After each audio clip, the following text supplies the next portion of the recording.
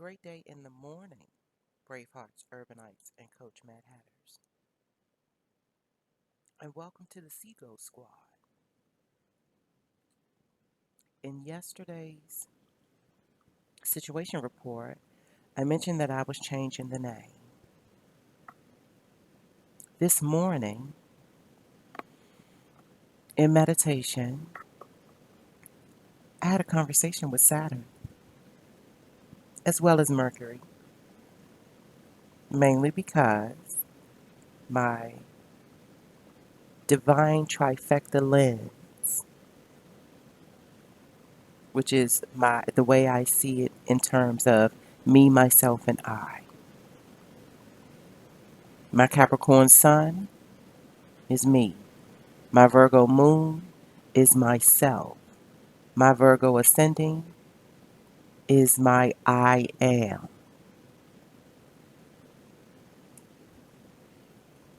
Through that triangular lens, it's my meditation portal, if you will. So when under certain circumstances, now I don't always do this when I meditate. It really depends. It depends on my intention and the agenda that's before me. But usually, my early morning meditation, I am stepping through that lens. I use it as a communication portal so that how I feel can be appropriately translated into the ethos so that Saturn and Mercury may, so that we may commune and converse properly. Yes. With Saturn going direct later last night into the morning, especially this morning, its highest concentration for me was the moment, the moment I came into consciousness before I opened my eyes, I could sense Saturn's presence as if it was here with me, as if she was here with me, sitting in the room, waiting for me to wake up, like Gandalf was when Frodo woke up when he was in Rivendell, right before the Council of Elrond.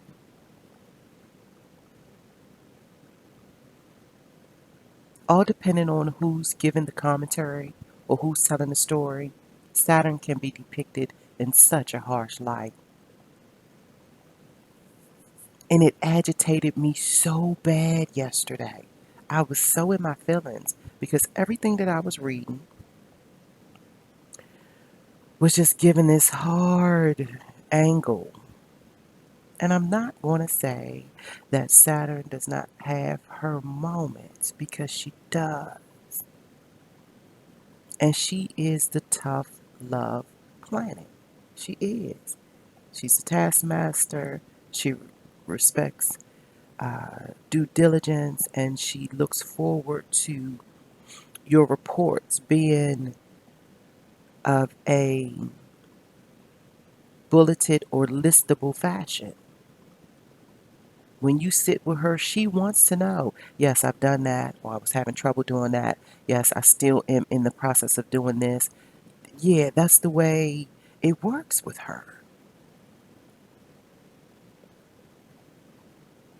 And trust me when I say this. Me saying this does not mean that I've always sat before her and gave her her heart's delight. I did not. I've been reprimanded and reprimanded. I've been put in time out. I have whined. I've cried. I've stomped. I've even cursed.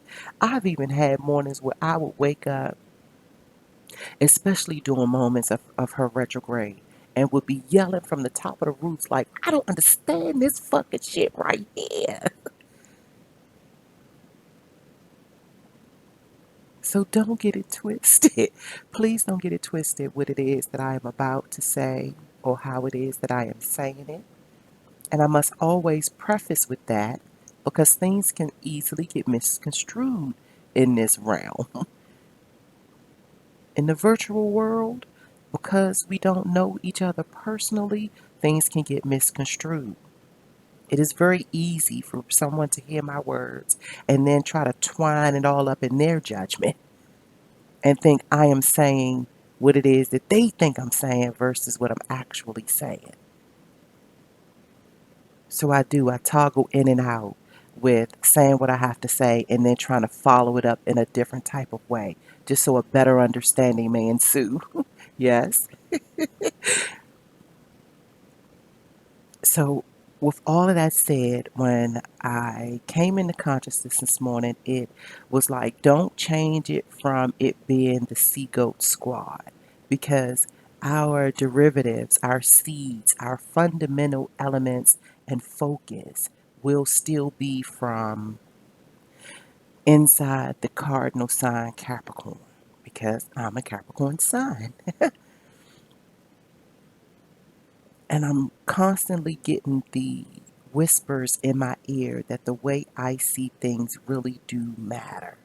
Because for such a long time, I stay silent, which I think my Saturn and Gemini at 0 degrees has something to do with it as well. But now I am being thrust into the arena to say, now speak.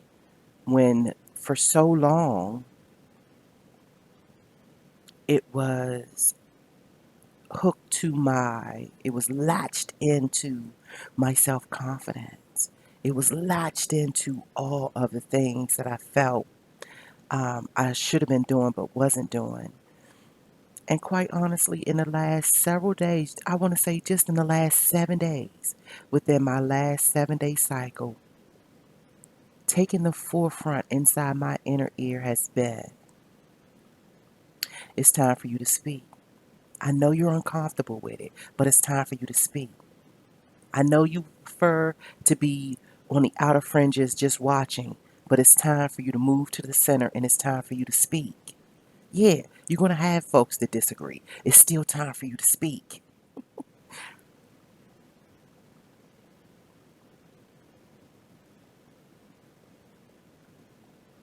So we're going to keep it as the SeaGoat squad. But here's the way the entire thing is going to read, especially with regards to how I post it inside of the YouTube domain. So it's going to be SeaGoat Guild. So SEE, capital G, capital O, capital A, capital T, Guild, in care of the SeaGoat Squad. It will mainly be through the perspective lens of Saturn and wherever Capricorn or Saturn is placed within one's birth chart. We still will be speaking all things Saturn and Capricorn.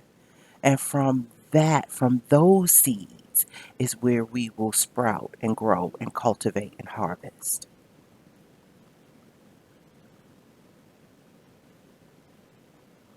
As we collect and gather, research and develop all things that we will consider the greatest of all times, being inside of this epoch as the GOAT. This epoch we will turnkey the perspective to say this epoch shall be the greatest of all times. Yes, it's a big feat. But remember, in our love letter yesterday, we have been given permission to do such. And I know it's tricky territory with my logical folks, my STEM folks, even though I think there are some Imagineers and some dreamers inside of STEM. I think there are some highly creative, original content workers inside of STEM. And I think they even, if they have to secretly toggle between logic and intuition, and they truly respect their emotional bodies, and they hang out at the art spaces. They hang out inside of art spaces and musical spaces and boutique production centers, energetic centers. I honestly do. And there are a few that are come to mind that I have spoken to personally where I know this is true. I'm sure it's more of them. Absolutely sure there's more of them. And I feel that this space will allow them to safely dream. even if they just come through as a spectator to gather up some intel so that they may take it back into their own personal conclaves and mull over it and process it.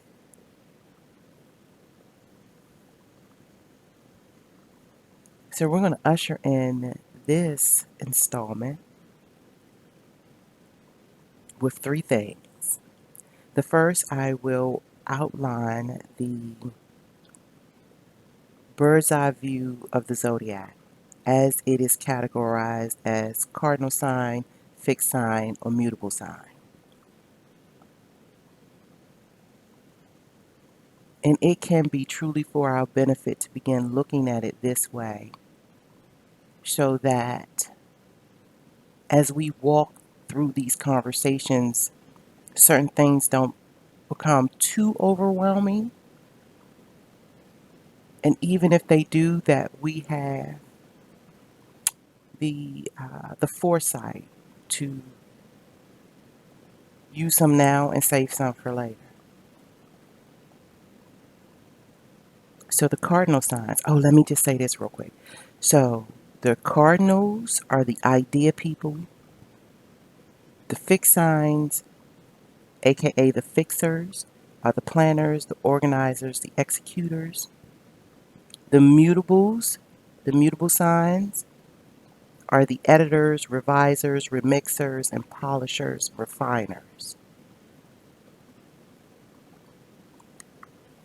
Which takes me back to my locomotive philosophy inside of organized teamwork.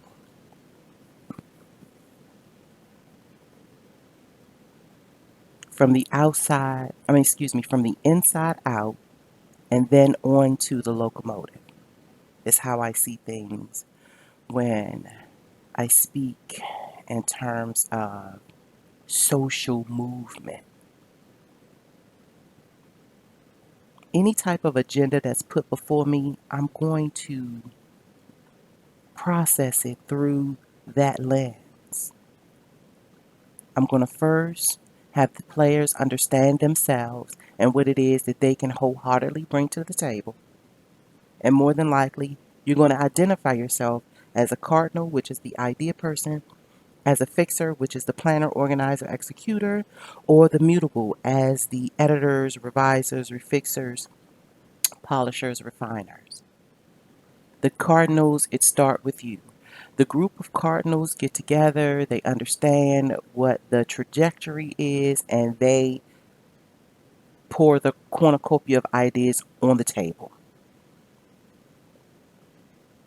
And then you release yourself. You cannot sit around and worry about, and this is note to self too. You can't sit around and worry about what's going to happen with that idea once you hand it over. You're pretty much the chef of the ideas. You prepare it, you put it on the table. And then the fixers come in and they go through it and they group it up and they plan it, they organize it and execute it. And then they must step back from the table. And then the mutables step up because then they are the ones that have the I'll just call it a bird's eye view for right now because they are the last to go. So they've watched the Cardinals come and put dinner on the table. And then they saw the fixers come and uh, arrange the table nicely for consumption and that kind of thing, and then serve it. And so they have been uh, in a position where they're able to take notes and understand what's working and what's not working, understand what elements were consumed more quickly than others. And so they are taking notes. So when they get up to the table, it's up to them to edit the flow in the situation, revise, take some things off, put some other things on. they are still in constant conversation with the cardinals and the fixers because the cardinals and the fixers will be up at the table yet again at some point in the process.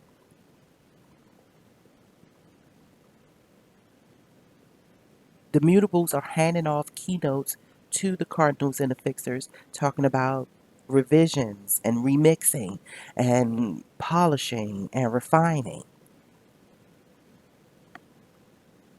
And in my humble opinion, this is where a lot of our organizations go bad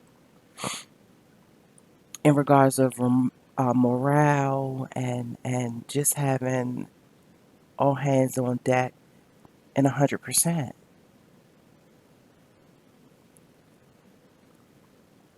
It has a lot to do with knowing your people and your people knowing themselves, understanding where they can be placed for the greatest good of the greatest good.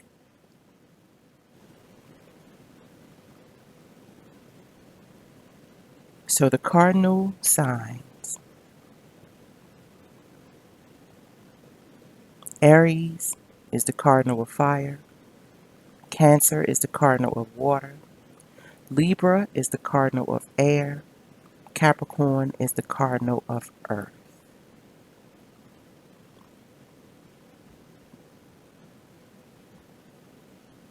Taurus is the fix of earth, Leo is the fixer of fire, Scorpio is the fixer of water, Aquarius is the fixer of air. Gemini is the mutable of water, Virgo is the mutable of earth, Sagittarius is the mutable of fire, Pisces is the, hang on, I done something crazy. I'm sorry. Gemini is the mutable for air. Yeah, I have that. Pisces is the mutable for water. I have to make sure now I ain't got all crazy. Hold on. I have to make sure that the Gemini is an air sign, isn't it? I'm now kind of thrown off. I believe so. Um,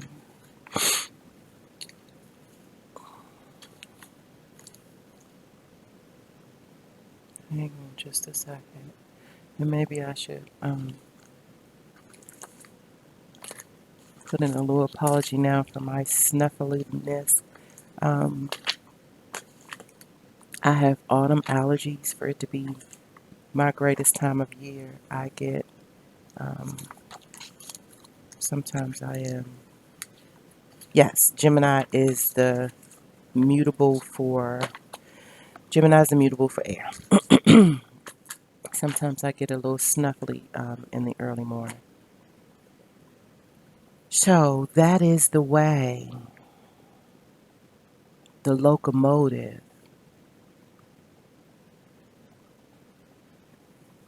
may travel.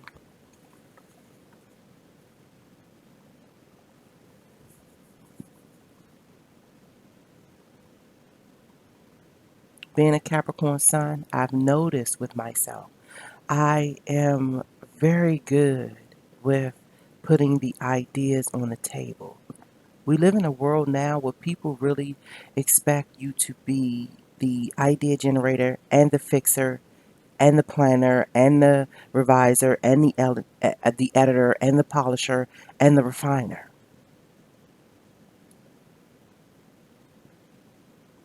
I even have some friends now where it's like, I don't even understand why they not doing this, that, and the third.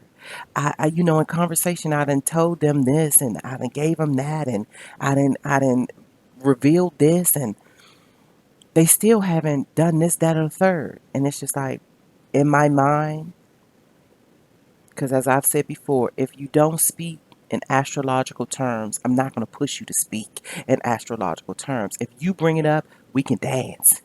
Like in conversation, if you ask me to dance, I'm a dancer. We're going to dance. But if you're sitting there on the wall, then I'll come sit on the wall with you for a little while as well. Unless you ask me to dance, I'm not going to dance with you. Let's get that shit clear. Unless you ask me to dance. So, I've even had friends in their very derogatory tone. Like, okay, so these are really good ideas. Like, what you gonna do with them?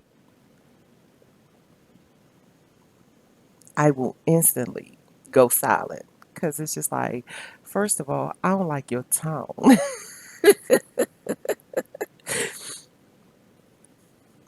Second of all, if you understood how the flow of this thing goes, like we are meant to be part of a net working. The only solo work you are to do is with you, yourself, and I. And then you are supposed to take that ingenuitive wisdom and link up. You are supposed to connect your dot with the other dots, bringing in your 6 degrees of closeness. I'm refuting the term 6 degrees of separation. That whole just having the mind pondering in that notion just seems like it keeps us distant and separate versus getting closer together. So, that is the elemental layout. The next thing I would like to share with you is my journal entry for this early morning's meeting with Saturn. And I'm going to read it exactly the way I wrote it. So just know that I'm giving you a portion of my innermost personal. But I was provoked to share this. So I am going to remain obedient and I'm going to stand inside the arena and I'm going to speak. So here we go. Hello, Saturn. Yes, it is seriously harvest time. It's it's delightful to know that you have returned just in time to assist with all that shall transpire, transcribe, and transform during the presence of these current moments, and presence being like gifts. During the gifts of these moments, during the gifts of these current moments. The vibe of apprehensiveness is permeating through the virtual realms, giving those that don't quite understand your presence bouts of worry and alarm. Of course, the mythos of mistakes and intellectual detours don't help much either. But for the sake of fondness and fairness, there are some that do know the feel of your presence without flinching or whining. I often ponder the quote taken from Anita Diamant's The Red Tent.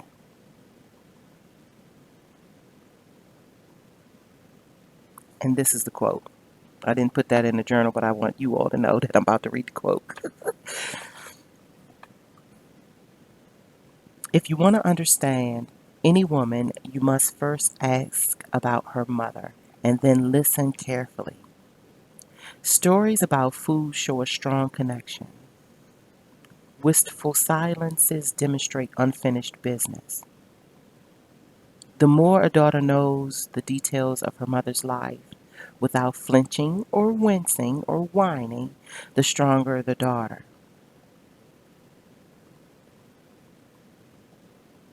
And FYI, Saturn is full-fledged divine feminine energy. That wasn't part of the quote, that was for me.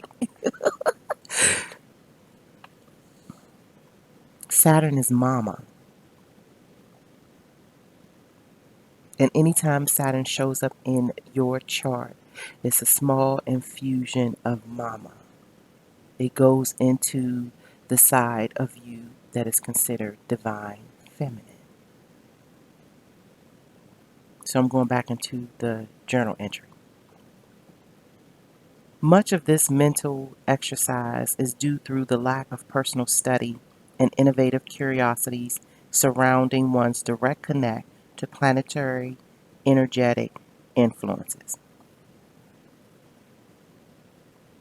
And we've all bought into the easy, quote unquote, and convenience buttons. We like it quick, easy, and convenient. But because you are the polar opposite of this, we become, quote unquote, Houston, we have a fucking problem. Yes, I wrote that in the journal.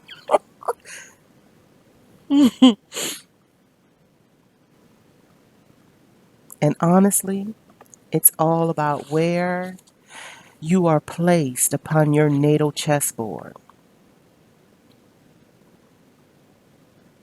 Inside the Harry Potter book series' first installment, only Ron Weasley had the chessboard knowledge that granted Harry and Hermione the passage during the wizard's chess phase to rescue the Sorcerer's Stone. I often imagine how this instance would have played out if they all deeply knew the wisdom of this style of chess. The level of team comprehension that moment could have rendered also goes to say for the low but growing knowledge regarding one's natal chart placements in conjunction with certain planetary infusions and influences to make moves or better yet sit still, because surely there's power in both, especially if and or when the relations with one's intuitive reciprocity is whole and intact.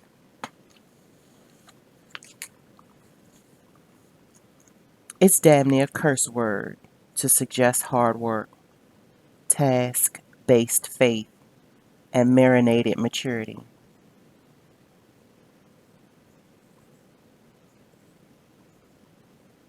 Marinated maturity by way of solitude and self-study. We love to marinate our food, age our wine, but never our thoughts and feelings or judgments. Are they not two elements of human consumption? I've established an affinity club to begin exploring your presence in a different light and lens. It's time for the daughters, the divine feminine that exists in all humans, to know the details of their mother's life. And this is more so the case for all of us with Saturn concentration within our sun, moon, and ascending, and Venus placements upon our natal chessboards. Once again, welcome home. Of course, it won't be easy, but it's still wondrous to have you back by my side as I navigate and journey this human experience. Ashe.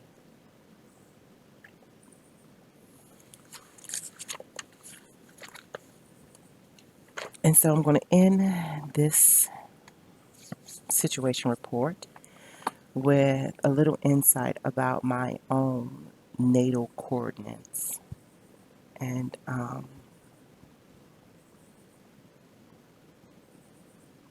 pull out a brief highlighting of an article I read specifically about my Saturn in the ninth house.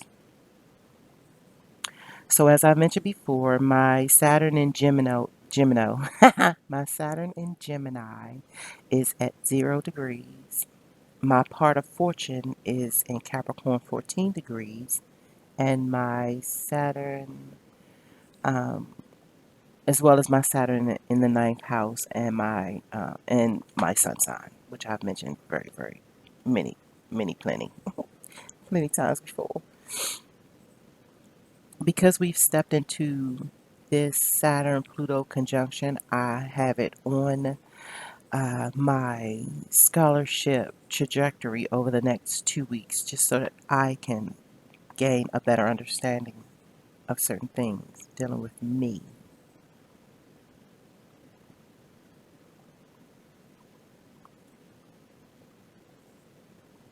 So, with that said,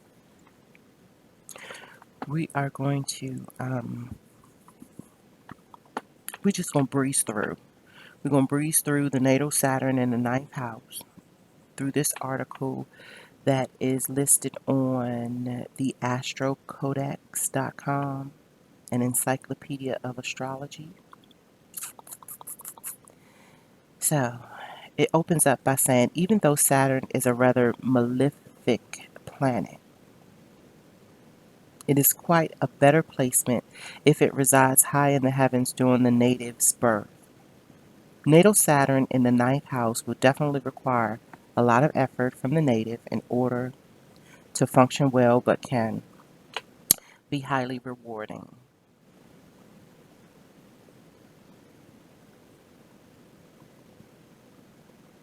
Saturn might block higher education, or even if the person starts attending university, will most likely drop out or at least freeze its studies for some time.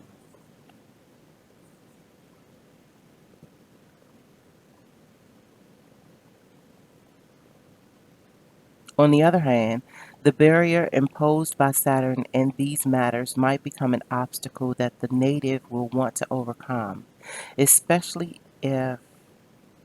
especially after Saturn's return.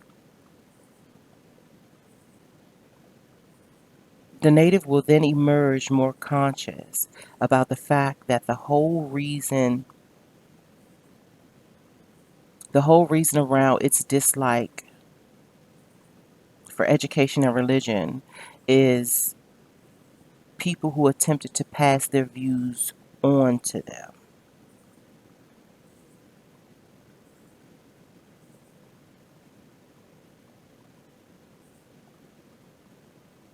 In case the Saturn is well aspected, the native may consciously decide to continue its education in its more mature years. Such people are late bloomers concerning learning, and a bunch of them might even choose to take a university degree during their elder years. Saturn will require hard work and a lot of effort in order to accomplish this goal, but the native will not care about the difficulties if it feels that what it's doing is necessary for its inner progress.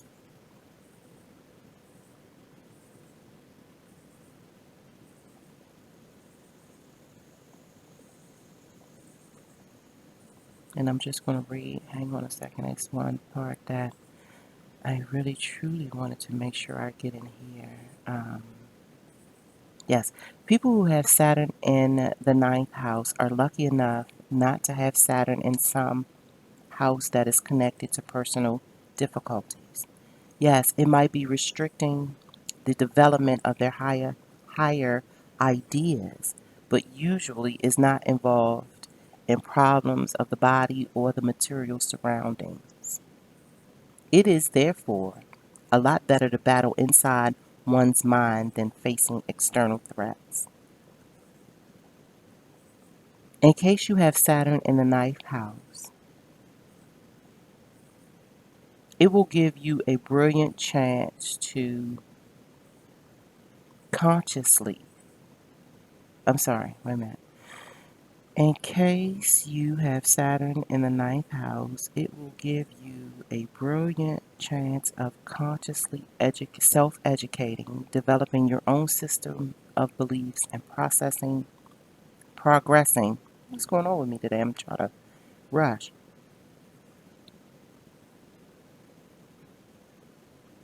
In case you have Saturn in the ninth house, it will give you a brilliant chance of consciously self educating, developing your own system of beliefs, and progressing into the spirituality of your choice.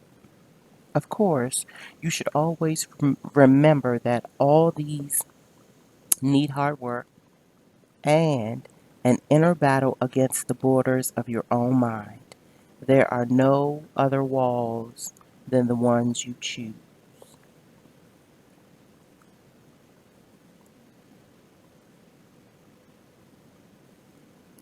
So, to my Saturnine, I thought that that was just a brilliant insight to welcoming Saturn's direct.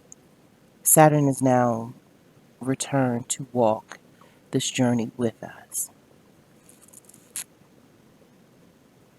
If in fact there are things that we must pay closer attention to, yeah, we're going to have that highlighted and magnified. I have two books because I'm such the book babe.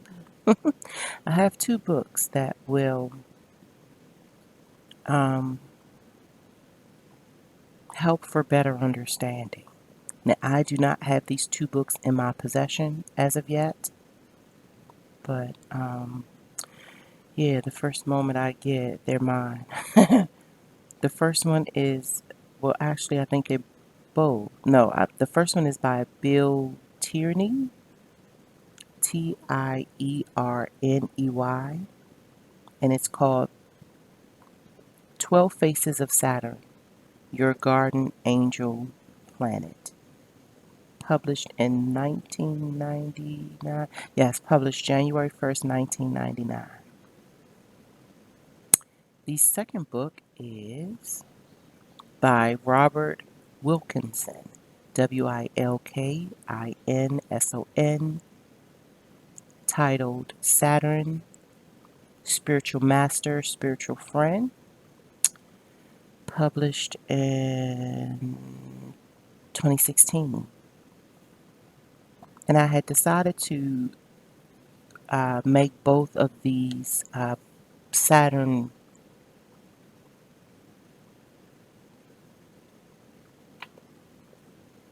and I'm sitting here. I can't believe I'm having a tug of war at this moment about words.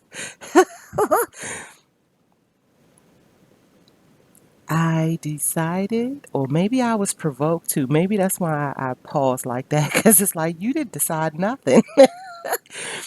I was given the notion to use these two books as pillars to um,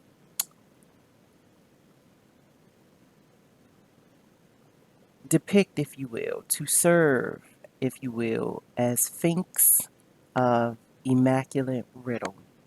They are both of these books, they are to serve as the light in the dark who stands on the sides of the Empress. It's a portal, if you will, into a better understanding of Saturn. And with one being published in 1999 and the other one being published in 2016, gives a nice lofty timeline in between with how the language has had its moment to transform and transmute. It would be nice. And I'm offering this as a suggestion that I've already posed to myself to have both of the books at the same time with a brand new journal. And that allowing my intuition to toggle back and forth by which book I will pull from at whatever time it tells me to, but either book do diligently populate the journal. with whatever surfaces during my moments with it. I think this is going to be our moment where our stories, our individual, unique stories, will be infused with a better understanding of our mama so that we don't flinch or whine when it comes to wherever Saturn is placed in our natal charts, and that we begin to look at our natal charts as our chessboard placements.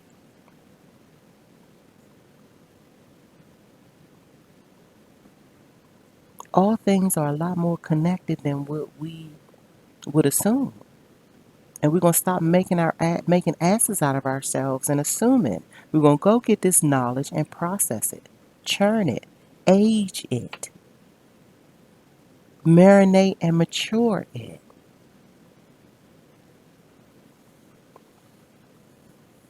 So with that said, I'm going to end it here. Thank you so much for hanging with me. It is honestly a delightful September day in Washington, D.C. If you get a chance, go out and enjoy. And if you really do get a chance, put your bare feet in some grass. And until next time, I wish you well.